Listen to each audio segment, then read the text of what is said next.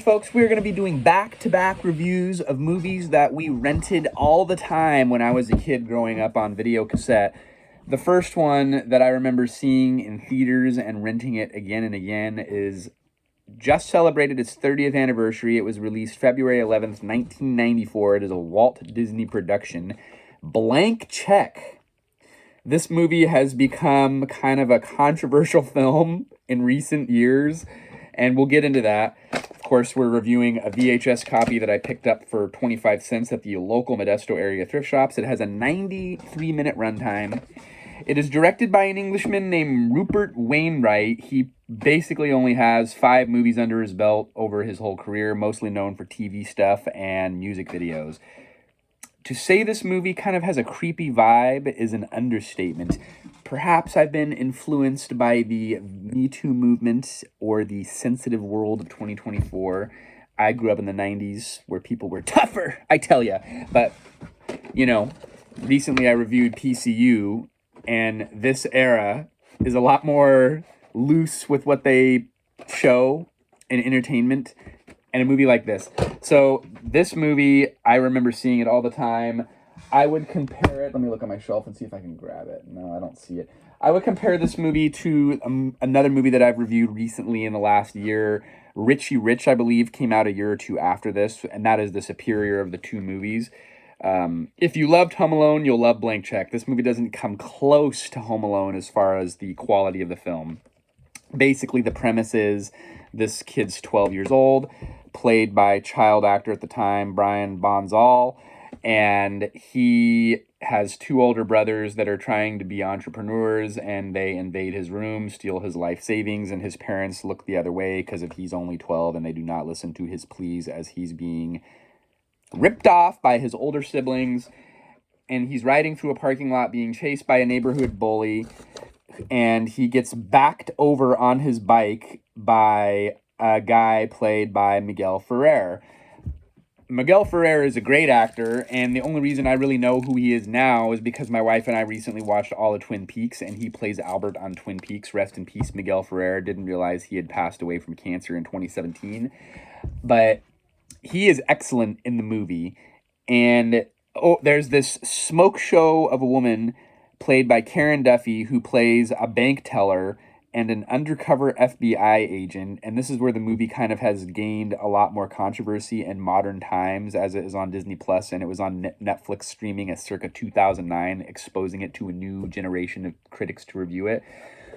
So she is investigating the Miguel Ferrer character, who is a escaped convict who had stashed $1 million of contraband.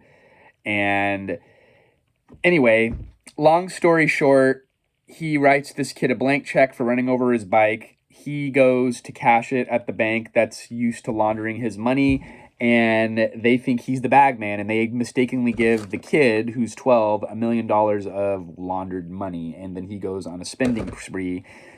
Then he buys a castle house, which is the Pemberton Castle. It is a historic home in Austin, Texas, that's currently owned by film director Robert Rodriguez. The film is set in Indiana, but it's set in Indiana, but is shot in Texas. Very cringy. There's this beautiful woman who's 31 at the time, and she had an on-scene kiss with the 12-year-old actor to kind of pry into his affairs and find out where he got all this money. And he makes this pseudonym to make it look like he has an employer named Macintosh, which he gets off of an Apple computer. So then you don't question, why does a 12-year-old have $1 million and buying mansions and building water slides and buying 50-gallon ice cream cans full of trash. As a kid, a lot of the sexual stuff went right over my head, and I'm watching this with my kids a few days ago, and I'm like, ooh, there's some sexual innuendo. And it is incredibly creepy looking at it now that they kind of played. And does this kind of go back to the creepiness of people in the entertainment industry? You think of that recent documentary about Nickelodeon. Who in their right mind thought it was a good idea to kind of have some weird relationship between this 12-year-old kid and the beautiful Karen Duffy? Who thought that was a good idea? It's creepy and weird. Critics hated this movie. Rotten Tomato. And this just goes to show you, there's movies from your childhood that you remember so much, it's like part of the lexicon of your memories. And then you watch it now with modern eyes and you're just like, this movie doesn't hold up for me. So critics give this movie a 9% Rotten Tomato score.